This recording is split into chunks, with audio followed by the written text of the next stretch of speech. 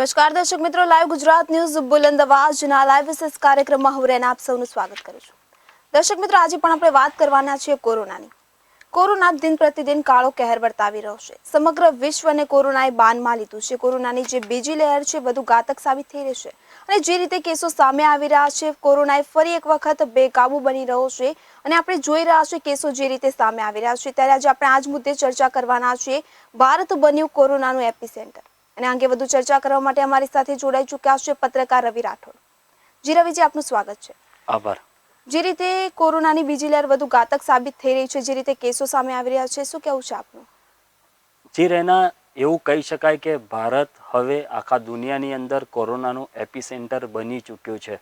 જે રીતે આજે આપણે આ મુદ્દો લીધો છે અને આ મુદ્દો એટલા માટે જરૂરી બની જાય છે કારણ કે કોઈએ પણ વિચાર્યું ન હતું કે ભારતની અંદર જે રીતે આપણે નિયમોનું પાલન કરી રહ્યા છીએ, એક એવું કહેવાય ને કે સંસ્કૃતિનું પાલન કરતા હોઈએ ત્યારે પાશ્ચાત્ય સંસ્કૃતિ અથવા તો ફાસ્ટ ફૂડ તરફ દોડીને નહોતા જતા અને આપણે આયુર્વેદિક પદ્ધતિને એવી હોમિયોપેથિક પદ્ધતિ એ બધામાં ખૂબ જ વિશ્વાસ રાખતા હતા. એટલે શરૂઆતમાં આપણને એવું હતું કે આ સંક્રમણ આપણું કાંઈ બગાડી શકશે નહીં, પરંતુ ધીમે ધીમે જે રીતે કેસો સામે આવ્યા અને ત્યાર પછી આ તો બેદરકારીના જે કિસ્સાઓ, દાખલાઓ આપણે પોતે જ બેસાડ્યા સમાજની અંદર અને તેના કારણે જે પરિસ્થિતિનું નિર્માણ થયું તેના કારણે આજે ખૂબ દુઃખ સાથે કહેવું પડે, ખૂબ જ એવું કહેવાય ને કે આ હૃદયદ્રાવક ઘટના કહી શકાય કે આજે ભારત દુનિયાનું એપિસેન્ટર કોરોના મામલે બની ચૂક્યું છે.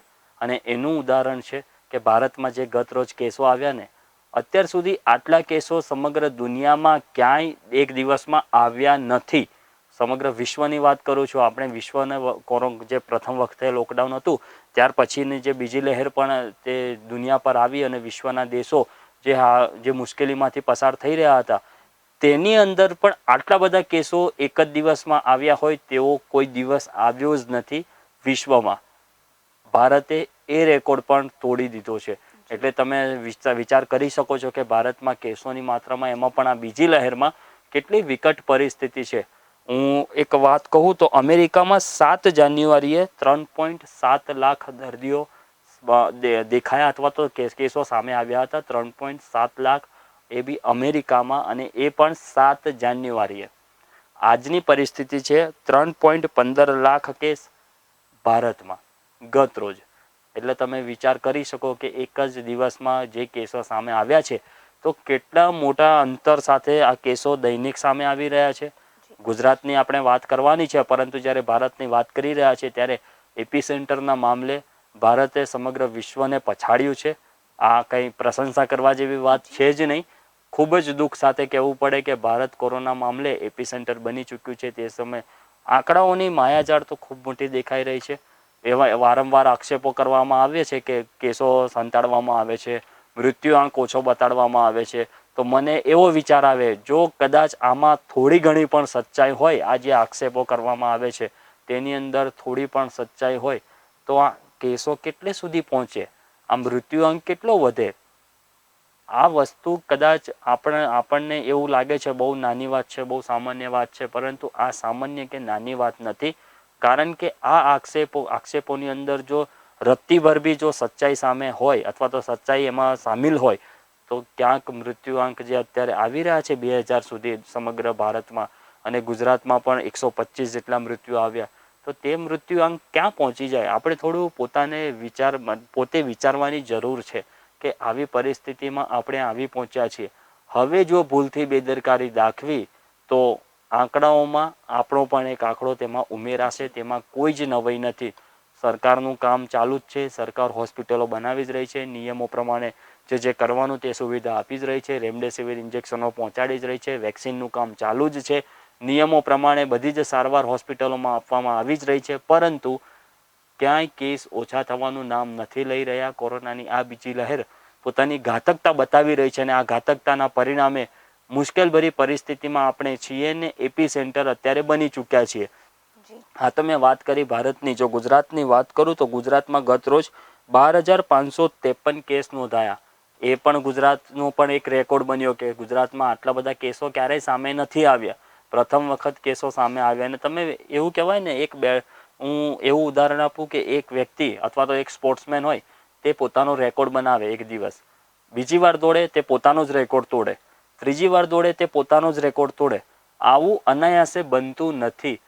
એક વ્યક્તિએ રેકોર્ડ બનાવ્યો હોય તો તેનો રેકોર્ડ બીજો કોઈ વ્યક્તિ તોડતો હોય છે, પરંતુ આ કોરોનાના મામલે દિન પ્રતિદિન કોરોનાના આંકડાઓ પોતાનામાં જ પોતાનો રેકોર્ડ તોડી રહ્યા છે. ગુજરાત દરેક દિવસે રેકોર્ડ બનાવી રહ્યું છે. ભારત દરેક દિવસે કોરોના કેસોમાં રેકોર્ડ બનાવી રહ્યું છે. એટલે આ કંઈ પ્રશંસાની, મેં ફરીથી કહી રહ્યો છે, કંઈ પ્રશંસાની અથવા તો ફુલાસ મારવાની વાત નથી. ખૂબ દુઃખ કહેવાય, ખૂબ દુઃખદાયક વાત કહેવાય કે આપણે કોરોનાની આ મહામારીને રોકવામાં અસમર્થ થયા છીએ. તે માનવું જ રહ્યું. મોટી મોટી વાતો કરી, મોટી મોટી બડાસો ફૂંકી લીધી, પરંતુ અત્યારની જે પરિસ્થિતિ આવી રહી છે હવે તેની સામે ઝઝૂમવા સિવાય આપણી પાસે કોઈ બીજો વિકલ્પ રહ્યો નથી. એટલે રાજ્યમાં દિન પ્રતિદિન જે આંકડાઓ સામે આવી રહ્યા છે તે આપણા માટે બતાવે છે કે આપણે કેવી વિકટ પરિસ્થિતિમાંથી પસાર થઈ રહ્યા છે. સૌથી જો પહેલાં વાત કરીએ કે ભારતે અમેરિકાને પાછળ ધકેલી દીધું છે. આ દૈનિક કેસોની વાત કરી, જે મેં પહેલાં પણ કીધેલું, 3.7 લાખ દર્દી સામે આવ્યા હતા અને અત્યારના સમયમાં 3.15 લાખ દર્દી આવ્યા છે. પછી જો વાત કરીએ એક જ દિવસમાં નોંધાયેલા આ દર્દીઓની સંખ્યા સૌથી વધુ છે. 3,15,552 કેસ ગતરોજ નોંધાયા છે. 8મી જાન્યુઆરી અમેરિકામાં 3,07,000 લોકો પોઝિટિવ આવ્યા હતા. એટલે તમે ડિફરન્સ જોઈ લો. હજી તો શરૂઆત છે. આપણી શું પરિસ્થિતિ થશે તે તો આપણો આવનારો સમય જ આપણને બતાવશે. મૃત્યુઆંકની વાત કરીએ તો 2,101 લોકોના મૃત્યુ થઈ ચૂક્યા છે ગત રોજ એક જ દિવસમાં. મૃત્યુનો આંકડો અત્યાર સુધી સૌથી વધુ છે. જે પહેલા મંગળવારે 2,021 મૃત્યુ નોંધાયા હતા તેમાં વધારો થયો અને 2,101 મૃત્યુ થયા. ભારત વિશ્વનો એકમાત્ર એવો દેશ છે જ્યાં એક દિવસમાં આટલા બધા મૃત્યુ થઈ રહ્યા છે. આમાં પણ રેકોર્ડ કે એક દિવસમાં સૌથી વધારે મૃત્યુ થતા હોય તો તેમાં પણ ભારતનું નામ આવી રહ્યું છે.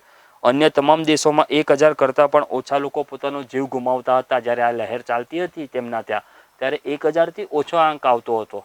આપણો આંક સીધો 2,100ની આસપાસ પહોંચી ચૂક્યો છે. એક્ટિવ કેસ વધવામાં પણ રેકોર્ડ સામે આવ્યો છે. એક દિવસમાં 1.33 લાખ એક્ટિવ કેસ સામે આવ્યા. એક જ દિવસમાં 1.33 એક્ટિવ એટલે કે જોયા, ચેક કર્યા અને તેમાં 1.33 લાખ કેસ આપણા ધ્યાનમાં આવ્યા. પહેલાં સૌથી વધુ 18 એપ્રિલે 1.29 લાખ કેસ સામે આવ્યા હતા.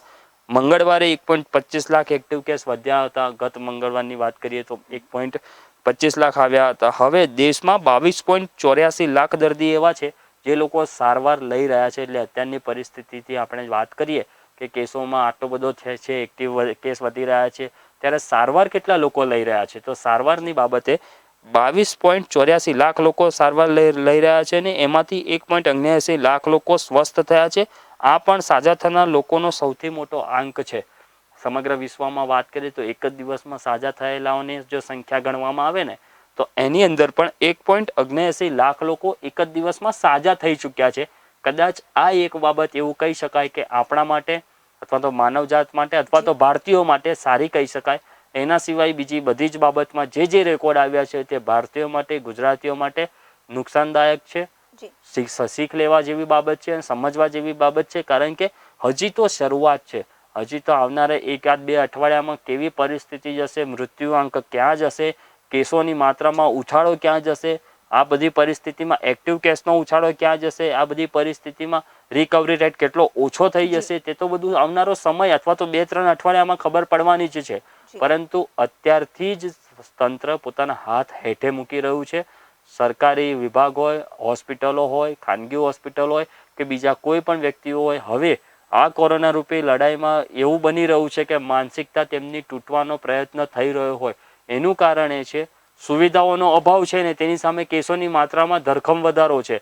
100 બેડની હોસ્પિટલ હોય ને તેની સામે તમે 200-300 દર્દીઓને ગોઠવી દો તો હોસ્પિટલમાં તો અછત આવવાની જ છે. તે ડોક્ટરો કરીને પણ કેટલું કરવાના?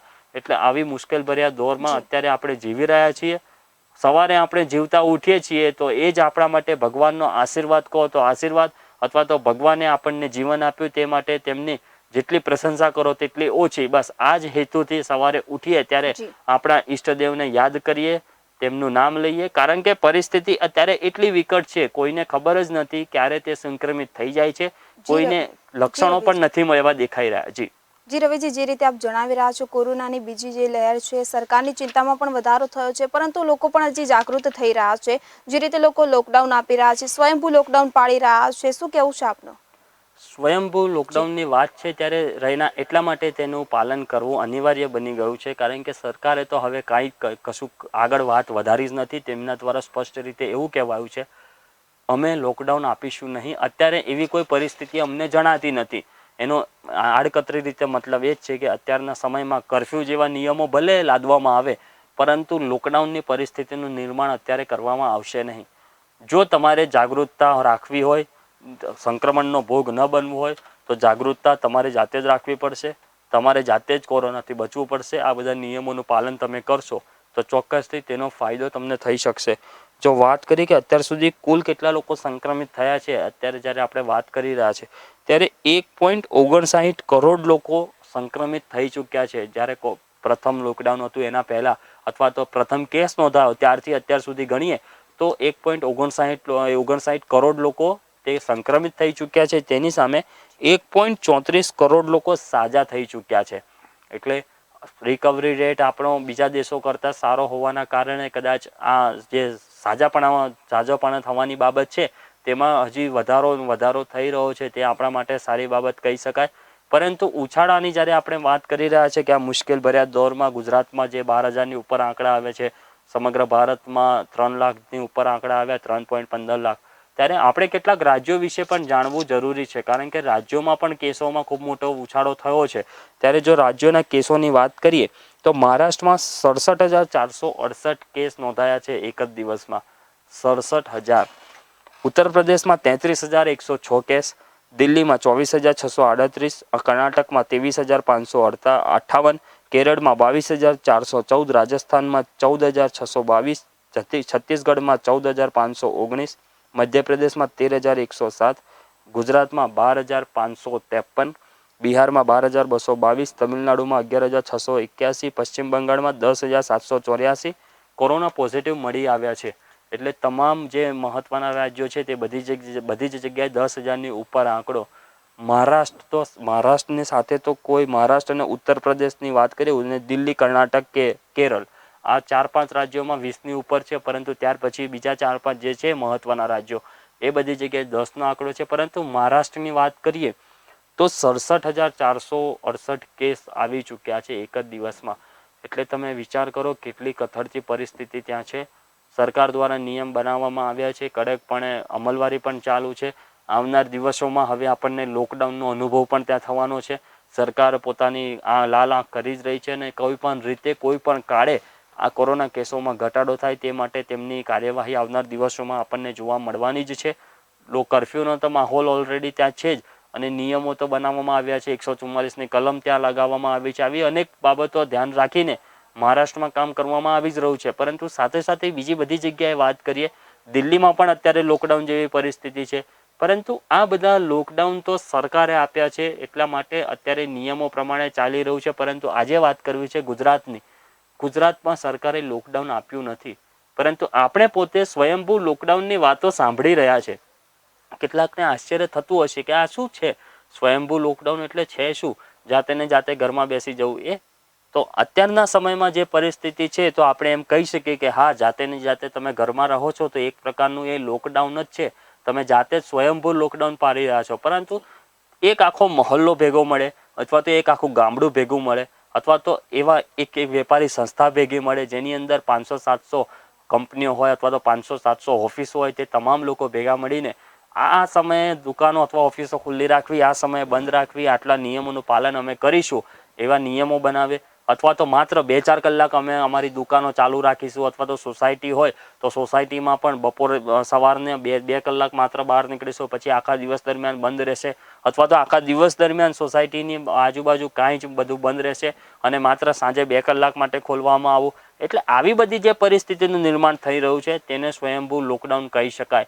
અને એમાં પણ ગુજરાતના ગામડાઓ આજે તો સમગ્ર ભારતને રાહ ચીંધી રહ્યા હોય તેવા દ્રશ્યો આપણી સામે આવી રહ્યા છે. કઈ રીતે? કારણ કે કેટલાય ગામડાઓ એવા છે જેઓ જાતે જ સ્વયંભૂ લોકડાઉન પાડી રહ્યા છે. સ્વયંભૂ લોકડાઉનની વાત છે ત્યારે ગામડાઓની પ્રજા જે રીતે શિક્ષિત પ્રજાને આ બાબતમાં સલાહ સૂચન આપતી હોય તેવો માહોલ સ્પષ્ટપણે દેખાઈ રહ્યો છે ને આ ખૂબ ફાયદાકારક પણ નીવડી રહ્યું છે. એટલે લોકડાઉન આપવાની વાત છે ત્યારે આપણે પણ વારંવાર એ જ અપીલ કરીએ છીએ કે જરૂર પૂરતું જ બહાર નીકળવું, જરૂરી હોય તો જ બહાર નીકળવું. જો કારણ વગર જો રહી શકાય એવું હોય તો બહાર નીકળવાની જરૂર નથી. જ્યારે તમે નિયમો પાલન નથી કરતા અથવા તો કોરોનાને સામેથી તેડું આપો છો કે તું આવ, ત્યારે જ કોરોના તમારા સાથે આવે છે, કોરોનાથી તમે સંક્રમિત થાવ છો. એટલે તમે જેટલા તેનાથી દૂર રહેશો તેટલો જ તમને ફાયદો થશે. જી રેના, જે આપ જે રીતે જણાવી રહ્યા છો કે હવે લોકો પણ જાગૃત થઈ રહ્યા છે, પરંતુ મારે આ અંગે આપણી પાસે વધુ પણ ચર્ચા કરવી છે. દર્શક મિત્રો, હાલ સમય થયો છે વિરામ.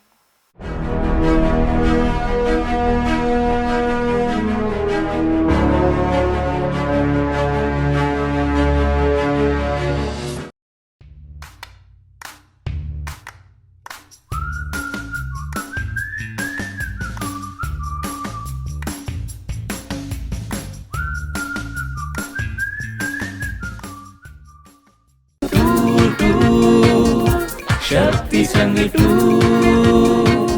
शक्ति ट्रैवल्स, बिलव्ड हो या दोस्त, मम्मी पापा या रिश्तेदार, दादा दादी नाना नानी को शक्ति से प्यार, छुट्टियां आए हैं घूमने जाएंगे हम, अपनों के संग मौज मस्ती के पल यही है यार। भारत देखो टूर हो या दुनिया देखो टूर, देश विदेश में स्ट्रेस फ्री टूर।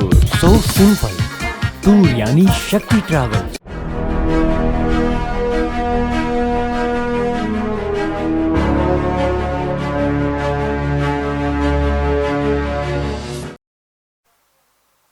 તો દર્શક મિત્રો, વિરામ બાદ ફરી એકવાર આપનું સ્વાગત છે. જે રીતે આપણે વાત કરી રહ્યા છીએ કોરોનાના બીજી લહેરની, તો જે રીતે કેસો સામે આવી રહ્યા છે અને દિન પ્રતિદિન કેસોમાં વધારો થઈ રહ્યો છે અને ભારતની જો વાત કરીએ તો ભારત કોરોનાનું એપી સેન્ટર બન્યું છે. રવિજી, જે રીતે આપ જણાવી રહ્યા હતા કે આપણે જોઈ રહ્યા છીએ કેસો જે રીતે વધી રહ્યા છે, બેડોની પણ સુવિધાઓ જોવા જોઈએ તો હોસ્પિટલોમાં અને ખાનગી કે સરકારી હોસ્પિટલોમાં પણ અછત વર્તાઈ રહી છે, ઓક્સિજનોની પણ અછત વર્તાઈ રહી છે. તો સરકાર દ્વારા પણ જે સુવિધાઓ કરવામાં આવી રહી છે, શું કહેવું છે આપનું? જી રેના, જે મુશ્કેલભરી પરિસ્થિતિમાંથી અત્યારે આપણે પસાર થઈ રહ્યા છીએ ને જે મુશ્કેલભર્યો માહોલ અત્યારે છે, ત્યારે કેટલીય ખાનગી હોસ્પિટલો અને કેટલાય જાહેર હોસ્પિટલો એટલે કે સરકારી હોસ્પિટલોમાં બેડોની સુવિધાઓમાં અછત અત્યારે સ્પષ્ટપણે દેખાઈ રહી છે. કેટલાય એવા હોસ્પિટલો છે, કેટલી એવી ખાનગી હોસ્પિટલો છે જેની અંદર બેડો જે રાખવામાં આવ્યા હતા તે ભરાઈ ચૂક્યા છે. વેન્ટિલેટરની અછત સ્પષ્ટપણે આવી રહી છે. ઓક્સિજનના કારણે ગત રોજ જે રીતે 22થી વધુ લોકોના મૃત્યુ થયા તે તો આપણા નજર સામે જ વાત છે કે જે ઓક્સિજનની પાઇપ લીકેજ થઈ તેના કારણે કેવી પરિસ્થિતિનું નિર્માણ થયું. આપણને ફ્રીમાં મળતો ઓક્સિજન અત્યારે પૈસા આપીને પણ મળી નથી રહ્યો એવો માહોલ અત્યારે છે. પરંતુ આ કપરી પરિસ્થિતિમાં સરકાર ખૂબ જ કેટલાય પગલાં એવા ભરી રહી છે જેનાથી ક્યાંક આપણને તેનો ફાયદો થઈ શકે. એક તો પહેલાં તો વેક્સિનેશનનું કામ પૂરજોશમાં ચાલુ છે, એટલે વેક્સિનેશન આપવાની જે વાત છે તેનાથી ચોક્કસથી આપણને તો ફાયદો થઈ જ રહ્યો છે. આવનાર દિવસોમાં ખૂબ મોટા ફાયદા તેમાં જોવામાં આવશે. એટલે વેક્સિનેશનની જ્યારે આપણે વાત કરીએ છીએ ને ત્યારે વેક્સિનેશન એ માત્ર ને માત્ર એક ઉપાય નથી કે તે વેક્સિન લઈ લીધી એટલે તમે કોરોનાથી સંક્રમિત નહીં થાવ. એટલે કેટલાક લોકો એ બેદરકારી દાખવે છે કે હા વેક્સિન લઈ લીધી છે ને હવે મને કાંઈ જ નહીં થાય. તો આ બધી ભૂલ ભરેલી તમારી નીતિ રીતિ છે. વેક્સિન લીધી છે એનો મતલબ એ ક્યાંય નથી આવતો કે તમે કોરોનાથી સંક્રમિત નહીં થાવ. બેદરકારી દાખવશો તો કોરોનાથી સંક્રમિત થવાના ચાન્સીસ ખૂબ વધારે છે. રસીકરણ અભિયાનની જ્યારે આપણે વાત કરી રહ્યા છીએ ત્યારે અત્યાર સુધી 13,23,30,644 લોકોને વેક્સિનેશન આપી દેવામાં આવ્યું છે. આ પણ પોતાનામાં એક રેકોર્ડ છે કે આટલા ઓછા દિવસમાં આટલા બધા લોકોને વેક્સિનેશન મળી ગયું છે.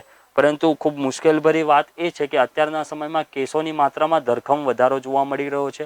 કેસોમાં જે રીતે ઉછાળો આવ્યો છે, બેદરકારી કોની હતી, શું હતી, એ પછીનો ચિંતાનો વિષય છે. પરંતુ અત્યારની જો વાત કરીએ તો અત્યારના સમયમાં તો જે કેસો આવી રહ્યા છે તેની સામે ફ્રન્ટલાઈન કોરોના વોરિયર્સ જે છે તેઓ પોતાની રીતે તો કામ કરી જ રહ્યા છે, પરંતુ તેમની પણ શક્તિ ખૂટે અથવા તો તેમની પણ શક્તિની મર્યાદા હોય. એટલે આ મર્યાદાના કારણે અત્યારે સારવાર આપવાની બાબતમાં હોસ્પિટલોની અછત સામે આવી રહી છે, ઓક્સિજનની અછત સામે આવી રહી છે, બેડોની અછત સામે આવી રહી છે, વેન્ટિલેટરની અછત સામે આવી રહી છે.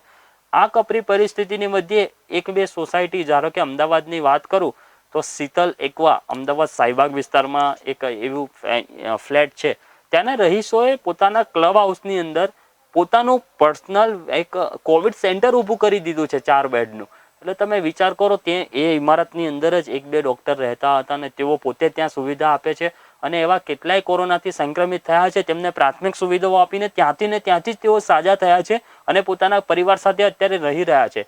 એટલે જો આ મુશ્કેલભર્યા દોરમાં જેની પાસે જગ્યા હોય, જેની પાસે સુવિધા હોય, તે બધા જ ફાળા ભેગો કરીને અથવા તો બધા ભેગા મળીને જો આવો કોઈ નિર્ણય કરે તો તેનો ચોક્કસ ફાયદો થઈ શકે છે. આ તો મેં એક ઉદાહરણ આપ્યું. અત્યારના સમયમાં આવા કેટલાય ઉદાહરણો મારી સામે આવી રહ્યા છે. એટલે આવા મુશ્કેલભર્યા દોરમાં સરકાર શું કરી રહી છે, ખાનગી હોસ્પિટલોમાં જગ્યા નથી, સરકારી હોસ્પિટલોમાં જગ્યા નથી, એ બધા વાતો કર્યા વગર હવે વાત કરો તમે શું કરી શકો છો. પહેલાં તો સૌથી પહેલાં કોરોનાથી સંક્રમિત થવાનું નથી, અને જો ભૂલથી તમે સંક્રમિત થઈ જાઓ તો એમ્બ્યુલન્સોની ને એ બધાની વેઇટિંગમાં બેસી રહ્યા વગર જો આવી કોઈ સુવિધા મળતી હોય, પ્રાથમિક સારવાર લઈ લો તો ચોક્કસથી તેનો ફાયદો થઈ શકે છે ને અને જો ઘરની પાસે જ, ઘરની અંદર જ આવી સુવિધાઓ મળે તો ચોક્કસથી તેનો ફાયદો થઈ શકે છે. અત્યારે જે રીતે વાત ચાલતી હતી ત્યારે 108ની મને વાત યાદ આવે છે. 108ની અંદર પણ અત્યારે એક એવો રેકોર્ડ સર્જાયો છે કે 7 દિવસમાં 108 પર 1.83 લાખ લોકોએ મદદ માગી છે. એક અઠવાડિયામાં 1.83 લાખ લોકોએ મદદ માગી છે. 99% કોલ માત્ર કોવિડના એટલે કે કોરોના સંક્રમણના આવી રહ્યા છે અને સાથે દર કલાકે 1000 કોલ આવી રહ્યા છે. આનાથી તમે સમજી શકો છો કે કેટલી મુશ્કેલભરી પરિસ્થિતિ સામે આવી રહી છે અને આ મુશ્કેલભર્યા દોરમાં અત્યારે આપણે પસાર થઈ રહ્યા છે. બીજી મહત્વની વાત છે કે કેટલી જગ્યાએ હવે રસી આપવાની વાત ગતરોજ કરવામાં આવી. કેન્દ્રને 150માં, રાજ્યોને 400માં અને ખાનગી હોસ્પિટલોને 600માં. અત્યારે તો વિરોધનો સૂર એવો પણ રહીને ઉઠી રહ્યો છે કે એક જ વસ્તુ અલગ અલગ લોકોને અલગ અલગ ભાવે આપવું કેમ? રસી આપવાની વાત છે ત્યારે આ બાબતમાં પણ સરકાર ખૂબ જ યોગ્ય પગલાં ભરશે તેવી આશા સેવી રહ્યા છે. કારણ કે ખાનગી હોસ્પિટલોને જ્યારે 600માં આપવામાં આવશે ત્યારે એ પોતાનો ચાર્જ પણ એમાં ઉમેરશે, 100, 150, 200 બીજા ઉમેરશે અને 700ના 900, 1000 સુધી તે રસી પહોંચશે. એટલે આમાં પણ કાળાબજારી ન થાય તે માટે આવા કોઈ યોગ્ય નિર્ણય બનાવવામાં આવે તો ચોક્કસથી તેમાં ફાયદો થઈ શકે છે. બીજી મહત્વની વાત આપણે જ્યારે કરી રહ્યા છે કે આ મુશ્કેલભર્યા દોરમાં અત્યારે આપણે ગુજરી રહ્યા છે, પસાર થઈ રહ્યા છે, ત્યારે આવનાર દિવસોમાં 900 બેડની વાત આપણે સાંભળી હતી GMDC ખાતે. તો ગુજરાત સરકારે ભારત સરકારના ગૃહ મંત્રાલયના ડિફેન્સ રિસર્ચ એન્ડ ડેવલપમેન્ટ ઓર્ગેનાઇઝેશનના સહયોગથી 900 બેડની હોસ્પિટલની મંજૂરી માંગી હતી. તેની તૈયારી, પૂર્વ તૈયારી પૂરજોશમાં ચાલુ છે અને આવતા દિવસોમાં અમિત શાહ દ્વારા તેનું ઉદ્ઘાટન પણ કરવામાં આવશે, જેની અંદર સેન્ટ્રલ આર્મ્ડ પોલીસ ફોર્સમાંથી 25 ડોક્ટર્સ અને પેરામેડિકલ સ્ટાફ, એમાં જે લોકો 75 જેવા પેરામેડિકલ સ્ટાફની ત્યાં નિમણૂક કરવામાં આવશે. એટલે જે અછત આવી રહી છે તેમાં ક્યાંક ને ક્યાંક ઘટાડો થશે. સરકાર પોતાનું કામ ખૂબ સુંદર રીતે કરી જ રહી છે. સરકાર દ્વારા સુવિધાઓ આપવામાં આવી જ રહી છે. હવે પરિસ્થિતિ એવી ઊભી થઈ છે, મેં જે ઉદાહરણ આપ્યું કે સરકાર 100 બેડની હોસ્પિટલ તૈયાર કરે, એની સામે 300 લોકો આવીને ઊભા રહે દર્દીઓ, તો સરકાર કરે શું? 200 દર્દીઓને હેરાન થવાનો વારો આવવાનો જ છે.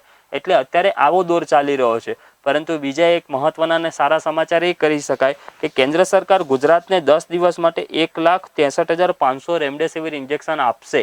એટલે તે પણ ખૂબ ફાયદાકારક, કારણ કે રેમડેસિવિરની અછત આવી રહી છે, જેમાં 1,20,000 ઇન્જેક્શન માત્ર ઝાયડસના હશે. એટલે ઝાયડસ દ્વારા જે ઇન્જેક્શનો આપવાની વાત છે તેમાં 1,20,000 ઝાયડસના હશે અને બાકીના અલગ અલગ સંસ્થાના હશે. અને આપણને 1,63,500 રેમડેસિવિર ઇન્જેક્શન ગુજરાતને મળશે. સૌથી વધારે જથ્થો જે છે તે કેન્દ્ર સરકાર જે 19 રાજ્યોને આપવાની છે તેમાંથી સૌથી વધારે મોટો જથ્થો મહારાષ્ટ્રને મળશે અને ત્યાર પછી આપણને મળવાનો છે. એટલે ઇન્જેક્શનની બાબતમાં પણ સરકાર તકેદારી રાખી જ રહી છે. વેક્સિન આપવાની બાબતમાં પણ ગત રોજ ભાવ નક્કી કર્યા અને તે પણ પૂરજોશમાં કામ ચાલુ જ છે. સાથે સાથે સુવિધાઓ આપવાની વાત છે, સારવાર આપવાની, તો 900 બેડની GMDC ગ્રાઉન્ડ ખાતે હોસ્પિટલ, નવીનતમ કોવિડ કેર સેન્ટર આખું હોસ્પિટલ ઊભી થઈ રહી છે. તે આપણા માટે ફાયદાકારક છે. એટલે બધી જ રીતે સરકાર પોતાનું કામ કરી રહી છે. હવે વારો માત્ર એટલો છે કે આપણે પણ જાગૃતતા કેળવી લઈએ. તે ત્યાં હોસ્પિટલનો જઈને અનુભવ કરવો અત્યારે કોઈ જ જરૂરી નથી. હોસ્પિટલોમાં અનુભવ કરવો હોય તો કોરોના સંક્રમણ પતે પછી તમે બીમાર થાવ તો તમે જજો ને ત્યાં અનુભવ કરજો. અત્યારે તમે ઘરે રહો, સુરક્ષિત રહો, કારણ કે એકવાર સંક્રમણનો ભોગ બનશો તો આ કોરોનાની બીજી લહેર તમારું, તમારા પરિવારનું આખું જીવન ખાઈ જશે.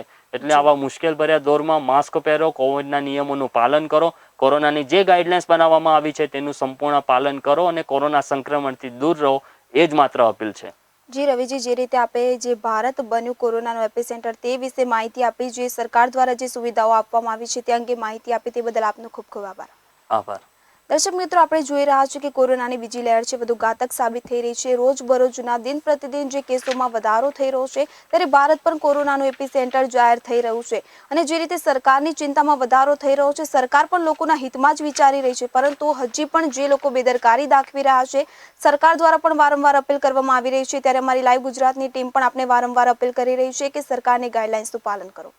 આવતીકાલે નવા મુદ્દા સાથે ફરી મળીશું. ત્યાં સુધી મને આપશો રજા અને આપ જોતા રહો લાઈવ ગુજરાત ન્યૂઝ બુલંદ અવાજ.